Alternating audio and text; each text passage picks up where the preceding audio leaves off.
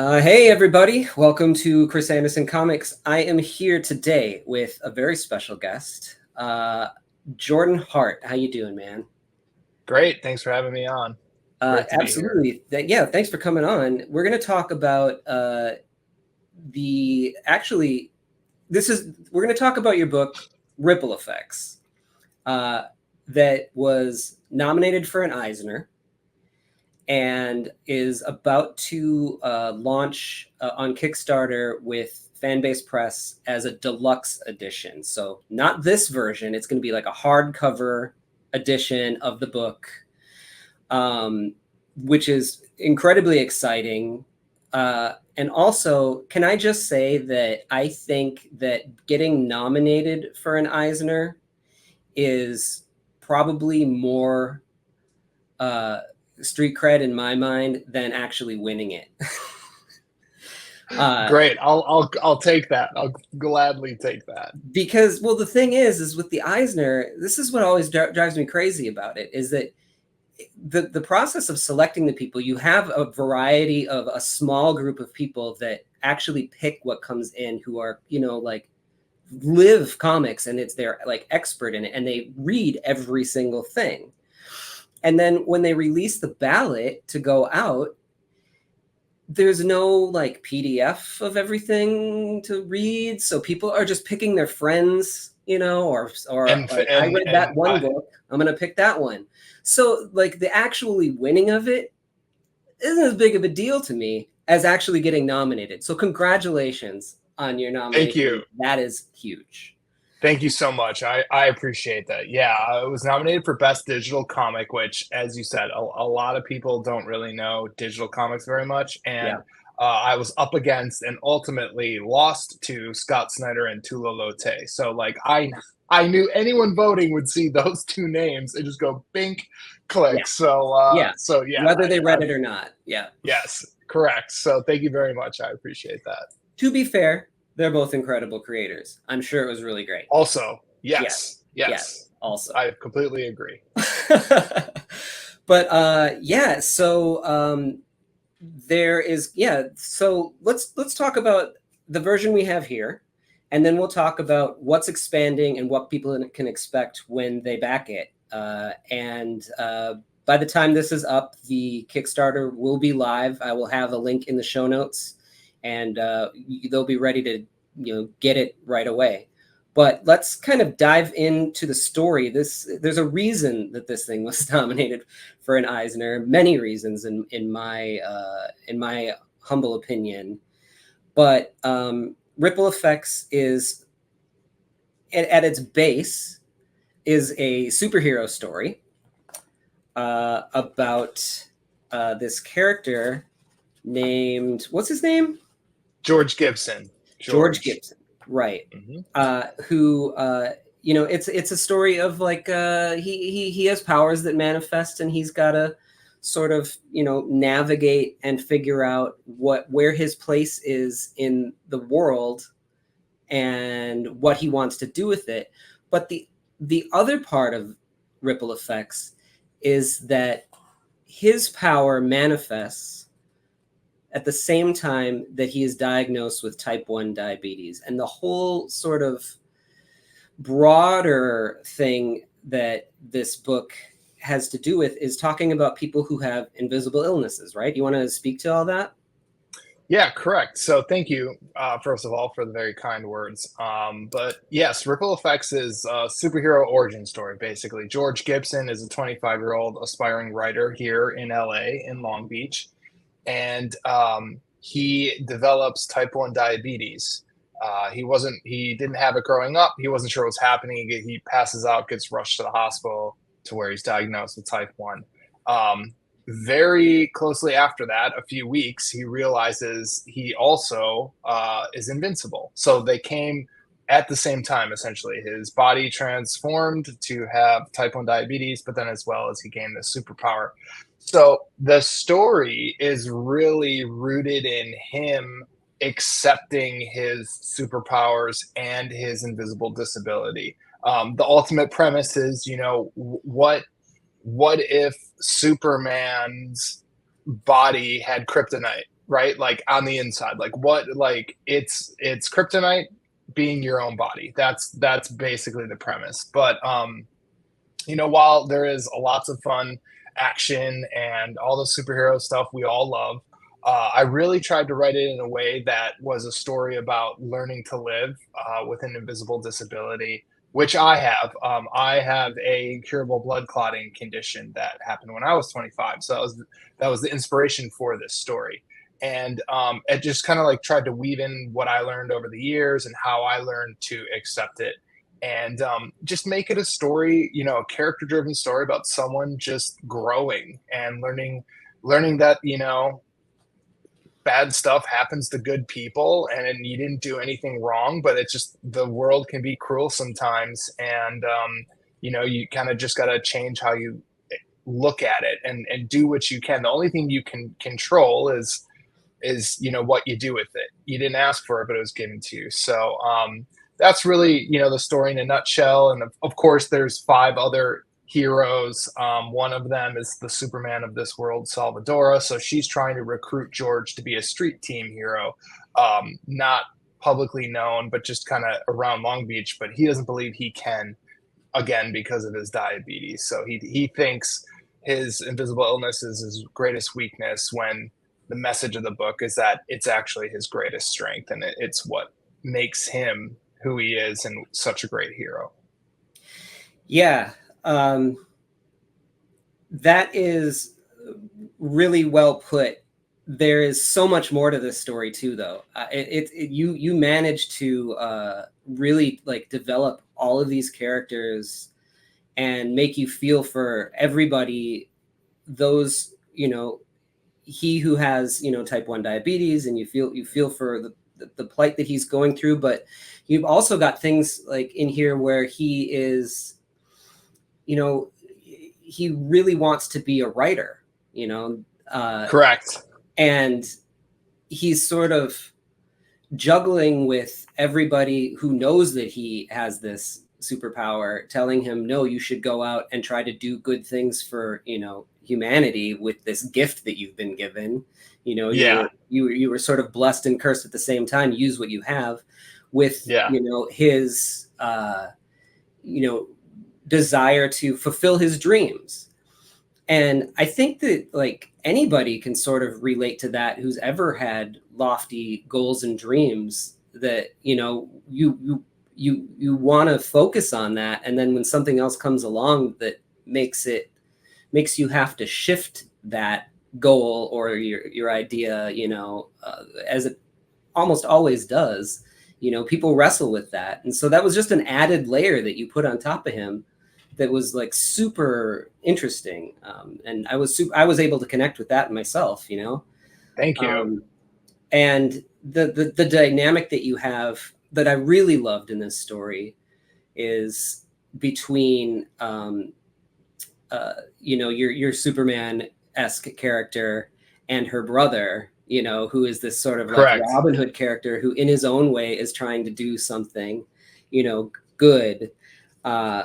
And what I love about it, and it's not really like giving too much away, I don't think, but, you know, he's drawn to be like, oh, well, he's going to be like the bad guy.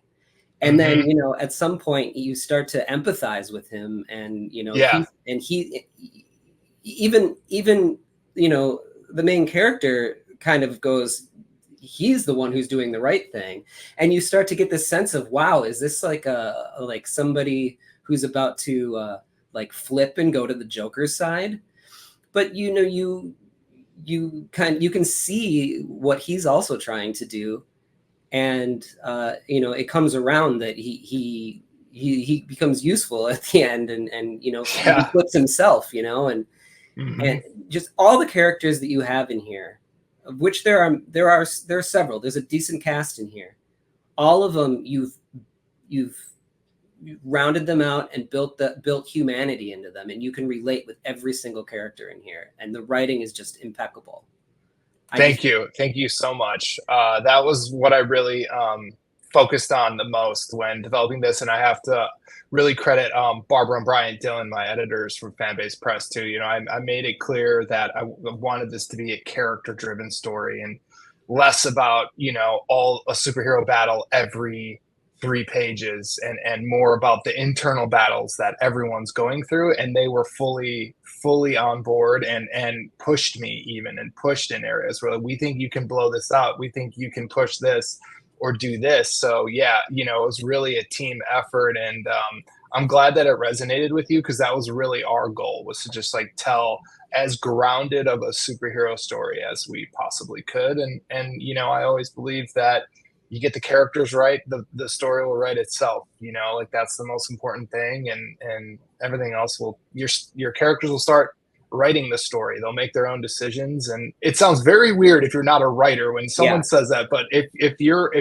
a creator or an artist, and it like, you know what I mean, it just, you put the work into to form them and let them run wild. Exactly. Yeah. You know, the character, fictional as they are, and as much as you are crafting that fiction, they tell you what to do. You know, there's this ethereal thing that's happening. That happens in all, I think that happens in all forms of art, to be honest with you. In illustration and writing and things, and all things, you kind of have to follow the muse, if you will, you know.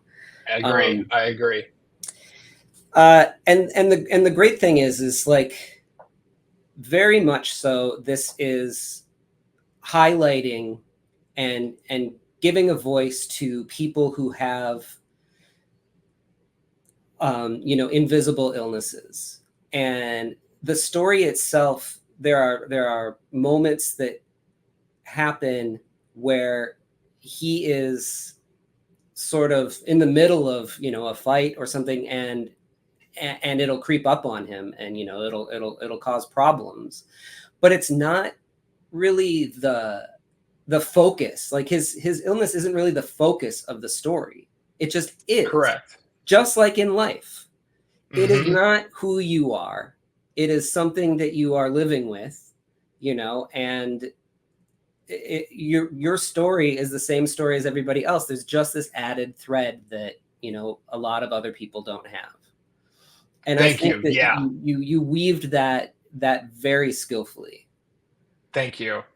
And I, you know, that just comes from lived experience, right? Of having an invisible disability. And whenever I see someone like me in a story, regardless of medium, more often than not, the story is about an ill person overcoming the illness. Like, that's the illness, or the sickness is the villain, and the hero needs to overcome it or cure themselves or whatever. And that's just not life. Right. And that's not life with an invisible and incurable illness. I mean, that's the whole point, is you can't cure it. There is no cure. And you know, life goes on. And that's the message, really, of ripple effects.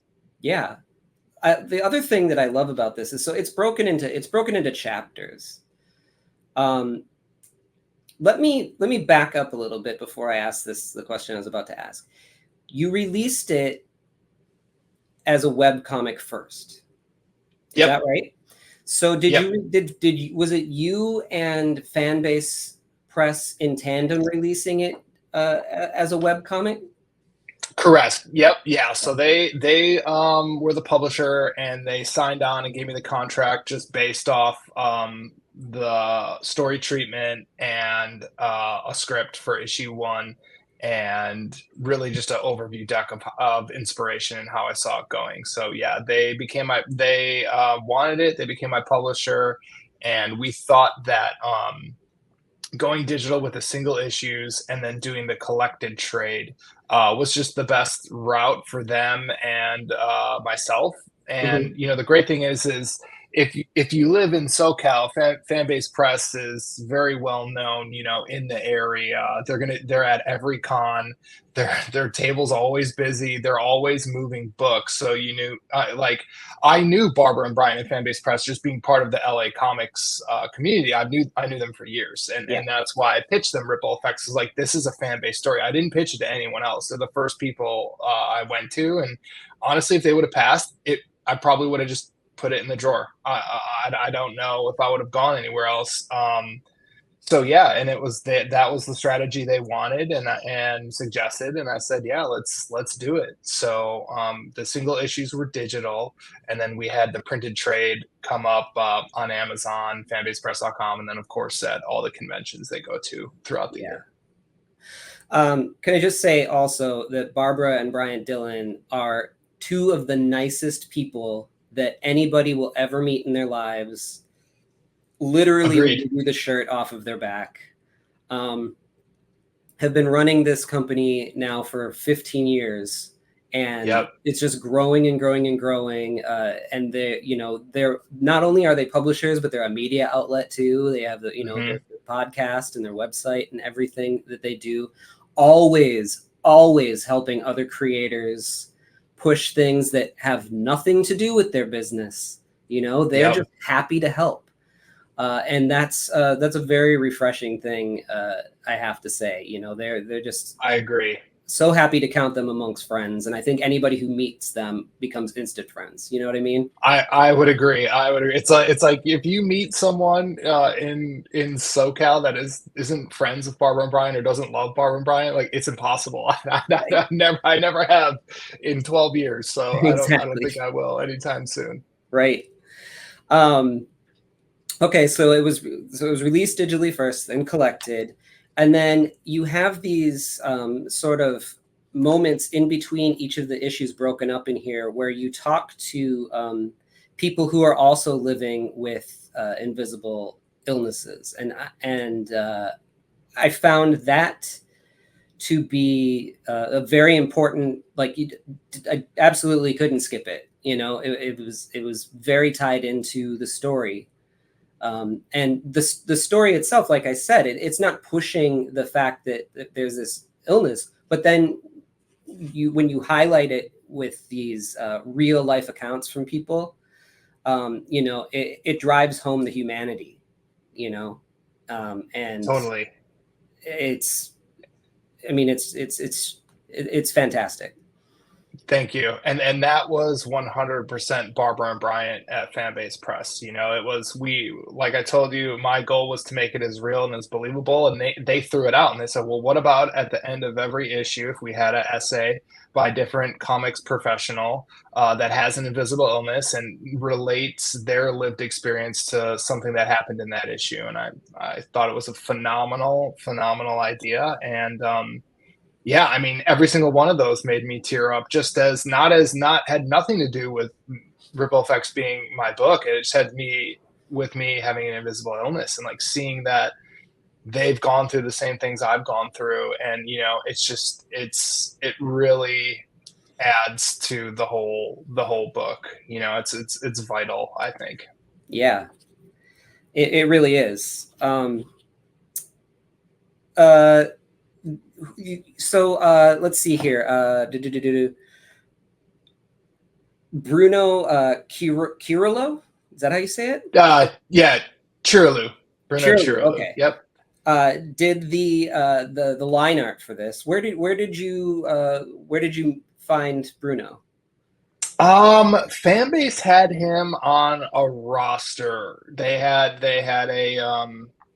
a whole bullpen of artists that had either reached out to them over the years or whatever. So they contacted a handful of artists, and Bruno's style I just thought would work great. I knew I was going to be coloring the book in addition to writing it, and I saw his style, and we had a lot of great artists get back with work. It was actually, that was the hardest part of making Ripple Effects, was picking the artists, because we had so many talented illustrators get back. But just Bruno's style worked the best with my coloring style. And I just like, I could see how, after doing a couple of color tests, how I could really push things with him.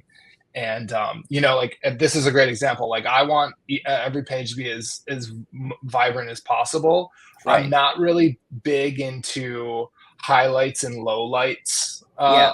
Mostly, I'm more into flat colors with a ton of grain and like glows and overlays and more faking effects that way through different layer styles and everything. So yeah, I just knew that his style was going to really work with my style.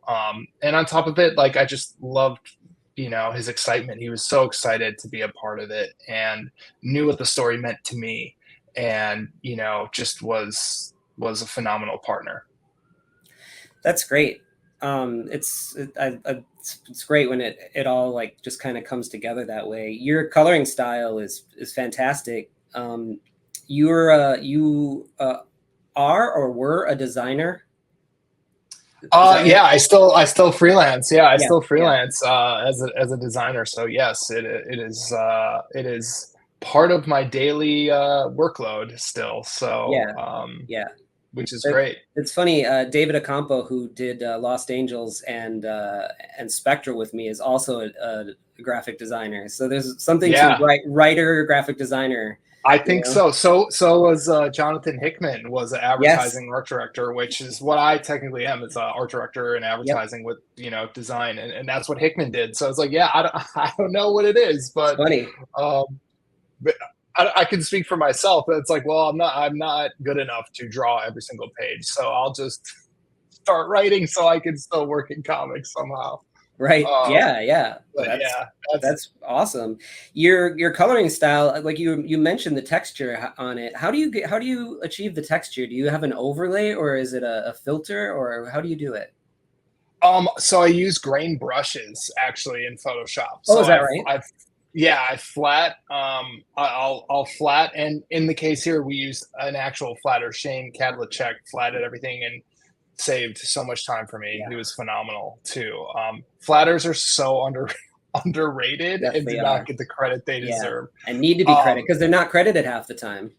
Totally, I know they need to be credited, which is what we, you know, what we even give them credit on the spine because it's just like you did a lot of work. So yeah, he was great, and so he would send me like flats that weren't on a color palette; they were just broken in. So then I would take the flats, put them in the color palette, and then from there, I would just use my grain brushes to basically highlight everything. So my colors would be my flat palettes were pretty desaturated, darker, and then I'd use like really bright grain and just paint it on with my Wacom tablet, you know, Yeah. just painting it Yeah. on and getting it that way. And for the glows, you know, I would set the layer style in Photoshop to screen, right? So like that's how Hmm. you can get a glow is you just put a color, change the layer style to screen, and it'll look like that. And the crackle right there that we see on Is that from your Uppercut's hand, dad? that's a brush. Is That's a it? Kyle's FX brush. Yeah, it's a Kirby Crackle Yeah, I've brush. So actually I have that brush. That's interesting. So so he didn't draw the crackle on here. Was no, that communicated between the two of you? Were you like, don't draw any energy, I'm gonna take care of it? Or was it that no, it was I told him I would make his fist glow because I okay, knew that I would give him the glowing fist with the screen layer setting. But then I just got into it and I was like, it could use just a little bit something more. And I just tested the Kirby crackle. I was like, yep, that works. yeah, yeah. So that's how it got there. Plus, you know, I mean, Jack is why I'm here, why you know, a lot of us are here. So it's like it's great to just, you know, pay homage to you know, one of my Totally, heroes for sure. totally. Um, let me ask you some more technical questions. This is where I like to shine. All right, all right. It's not in a lot of other, comic YouTube channels to talk about process and stuff like I that. don't get to talk about it much, so I'm happy to. This is great. When you get your flats back, I've had flats come back that are like, this is a skin tone, the grass is green, they actually pick, just colors, but is close to what they imagine that it would be. And then sometimes you get flats back that are just wild, you know, and they're just whatever, all over the place. And that's the point of flatting. It's just to fill in those shapes with a color. Yes. But no matter what, when I do it, I have a hard time not just leaving some of those colors there and picking different colors. So do you really sit down and go through and pick a palette before you're gonna do the whole thing? I think I'm probably just I will admit I'm not a great colorist, but I've also gotten colors back from people that have like absolutely destroyed my work.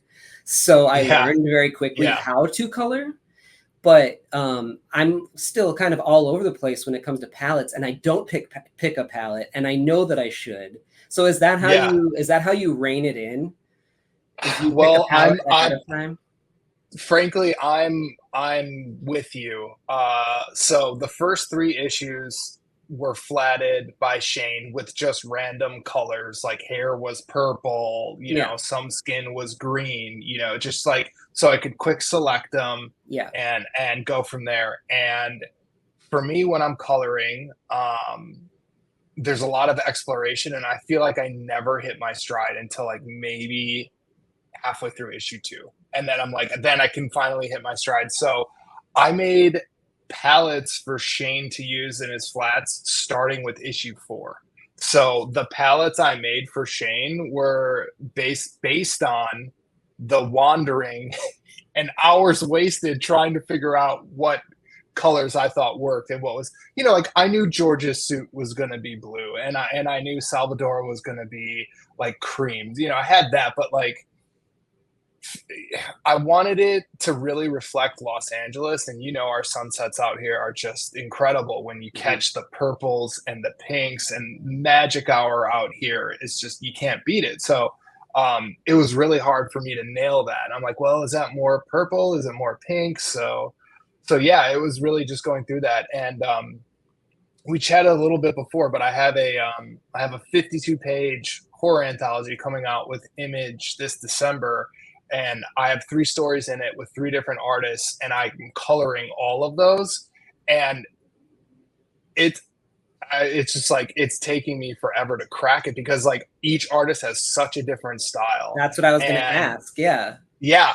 I mean, it's taking me, because I'm lettering this as well. And like the time spent figuring out the colors on these pages is probably like 40 times more than I spend writing and lettering. But I'm also a perfectionist like that. And it just like, to your point, like I want to do the art justice too, you know, like I want the artist to be happy. So as a colorist, I check in with the artist always, and I'm like, this is what I'm thinking. What do you think? And it's weird because like most of the time I'm the creator too. So they would be like, oh, whatever you want, it's your story. I'm like, no, I want what you want. This is, you know, your art. I want you to be happy with it, and I want it to be the best it can be. So, you know, that's a very vital thing for me as a colorist, is to check in with the artist. And I don't know, I've never gotten a bad suggestion from an artist. They'll be like, oh, this skin tone's a little gray, do this. I'm like, yeah, it looks way better, thank you. You know, so yeah. And I mean, you learn, close, you know. Yeah, I went to art school. I'm an art school grad, as you said. Like I still freelance in design and art direction. Like getting notes from people and getting reactions and critiques is like, it just makes the work better, you know, like, you know, like you have to just like, what's more important, what you think looks best or what is going to make the art really look best. So, you know, I credit art school with teaching me that. For sure. And it breaks you, and it forces you to drop the ego. Totally. It totally does. When you're standing up on the wall during a 6-hour critique in front of your classmates, like you lose your ego real fast. Yeah. Yeah, I always say that my school was going to Drink and Draw downtown LA and bringing my pages to Nice. like Dave Johnson, who pulls no punches. Oh yeah. He will tell Hmm. you exactly what is not right about the page, and uh, you know, to onlookers, it can appear to be mean almost or Yeah. rude. Yeah. But Yeah. I was sitting there soaking every last bit of it in, going, and the thing that you really have to learn to do is shut up and listen, Yeah. and not try Yep. to defend Yep. yourself. That's not the point of the critique. It's listen and, take from it what you will. But when you have somebody that is of that level telling you that this is not right, they're probably correct. And you should go back I home agree. and adjust and I continue agree. and remember that in the next time you do something. I agree. It's hard. I mean, it is a band-aid rip if there ever was one, because you put so much of yourself into your art, regardless of what kind of art it is. And then you basically are going up to stand in front of a creative firing squad, right? Yeah, But if you just keep in mind that this is making you better, it's making the art better. And most of the time, while it is direct, it's constructive and not malicious. correct. Like Yeah, once you accept that, it gets a lot easier. yeah. I'll only take that from people that are in the field, though. You know what I mean? Yeah, yeah, yeah. And that's not to say I'm still not nervous as hell sending pages like to an artist, be like, "What do you think of my colors?" Like Yeah, I'm still obviously nervous, but right. you just gotta take it because it serves. You got to serve the work. You have to. Absolutely. This is from your essay that you wrote at the end, when you talk about when your illness struck. Uh, love how you talk about, Thank you you. open it up being about how you always wanted to have mutant powers when you were a kid, and no Yeah, matter what power it was, you didn't care, and no yeah, matter what the yeah. sacrifice, be careful what you wished for, because Yes, your mutant correct, powers manifested in the form of a disease where you get blood clots, which is correct. sounds just awful from what you had to go through. I'm so sorry that you had to go through that, man. That's Thank pain. you. Nobody wants anybody to suffer. Yeah, Um, this is a great photo. thank you. Thank you. Uh, uh, Like I just have to say, for 30 years, my friends have been ripping on me for being a Cyclops fan, and then X-Men '97 comes out and does him right, and is like, "Oh, this is like a cool Captain America." And now everyone's like, "Oh, Cyclops is awesome." It's like he's always been awesome. You didn't read the Jim Lee comics and the Claremont comics from the late '80s when he was a badass. so, So so on the channel, uh, John Coates and I I don't know if you checked it out or not, but we're going through the yeah, entire Claremont run right now. yeah, yep, Um, and we're not super deep into it. We're about like maybe 12 issues in right now. And Cyclops is just a dick every time I turn the yep, page. So yep. I know that like there's waves of Cyclops. Like Cyclops is probably the one who changes Mhm. the most throughout anything. Totally, totally. And it's like there's so many different versions of him, but the Yeah, the Jim Lee Cyclops that I grew up with, it's like, yeah, man, and the animated series Cyclops, it's like, yeah, right, this guy is awesome. And yeah, it's funny that you mentioned how much you like Uppercut being essentially a gray character in Ripple Effects, right? That he's like a Robin Hood. yeah. Um, and while I do love Cyclops, like my favorite character, who also has really been elevated through the recent show, has always been Magneto, because Uh-huh. I just found him fascinating because he was a character, being 6 years old. X-Men was my first comic. It's like this guy has the ability to be a hero or a villain in every single story, and it's like you don't know what he's gonna do, and it's like he does bad stuff, but also he spent his childhood in a concentration camp, and he thinks it's gonna happen again, Yeah. because he's a mutant, and I just found that fascinating, and I think that character really formed my style at a very early age of like just like thinking more of a character just being black or white and like what kind of depth you can give to them. So Yeah, I don't know. it's very Every villain is the hero of their own story in their mind. So the you know, you Joseph just Campbell gotta. thing. I was just gonna say that, Yep. Yeah. that is true. There are varying degrees because a lot of people will point to like Darth Vader, and Yeah. when they talk about that, but I don't think that that's that great of an example, to be honest with you. No. He was pretty No. much a terrible person, you know, like, Yes, I agree. I don't you think know, anyone's saying Vader's a good dude, you know, yeah. like, well, maybe But people even if are. you I put don't know. yourself in his shoes, the stuff that he did, you can't really justify it. But when you No. take a character like you said, Magneto, who in the progression that we're in for the X-Men comics right now, he's sort of like hasn't been developed at all yet. He's just sort of a Hmm. generic character, and it's just getting to a point where Yeah. things are going to start to happen. But once Claremont does develop him, he becomes this sympathetic villain, which is, Yeah. you know, way more interesting than somebody who's just crazy. Yeah, than just like Mr. Sinister or something, you know what I Yeah, mean? Like, yeah, right. he's was always the one villain I really loved. Sort of off topic, but kind of on topic, coloring wise, the Silvestri Leonardi run on X-Men with Claremont is my favorite color palettes. Like I think of all time. It's just the way they aged on the newsprint. And if Yeah, you read them now, it's just like these pastels, you know, it's just these yeah. really nice warm pastels. And it just looks so good on Silvestri and Leonardi's line work that, yeah, that is like my dream is to like get get stories that I can color like the Outback era X-Men and the Bronze Age X-Men because yeah, I just love those palettes. They're just so bright and vibrant. Too bad that old cheap paper stock is so expensive now. I know, I know, I know, I know. That's what we got grain brushes for, right? And That's paper right. textures. Yep. If only you could make it bleed a little bit more. Hmm.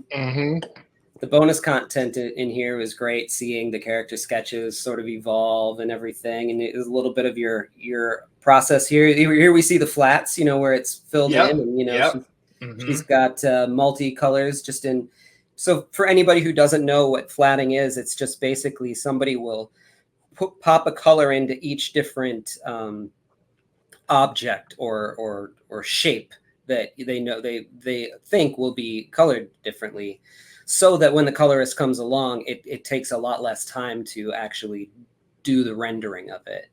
So when she's got all these different parts colored here and it's just white here, it's because they didn't know that that's what it was going to be, and so the colorist fixes it there.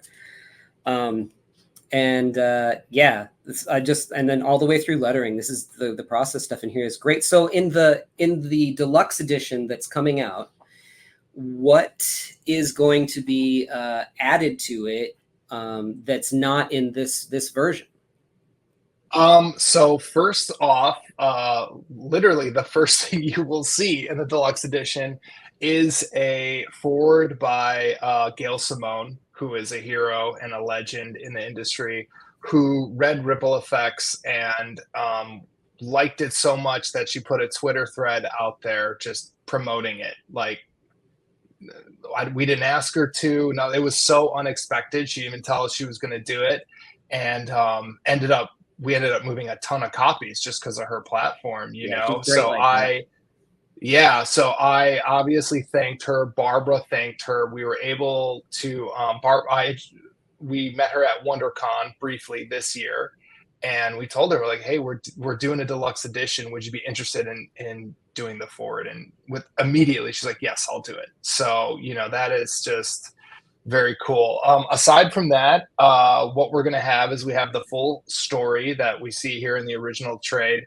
I wrote a 6-page kind of, I don't want to say it's a bonus story. I'd say it's kind of like a after credits scene like you'd get in a Marvel movie, right? So yeah, so there's like a new scene that is in the back of the story right when it ends.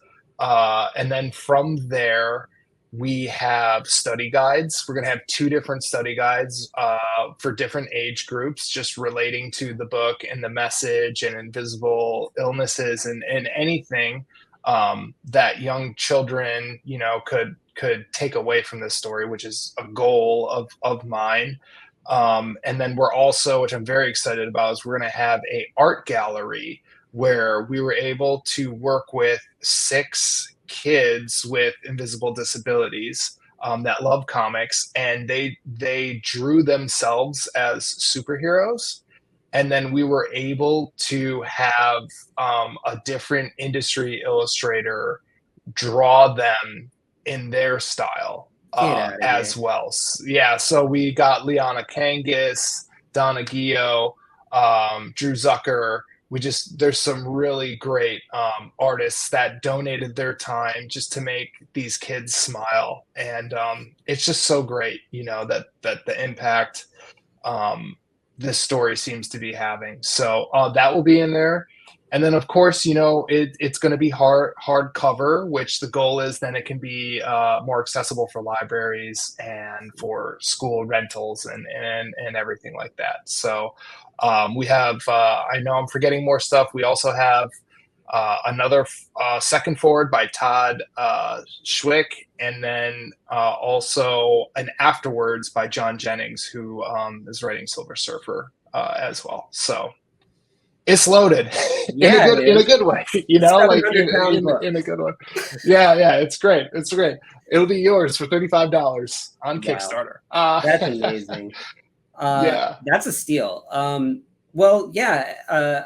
Listen, if you're watching this, I don't know how you couldn't want to go back this book.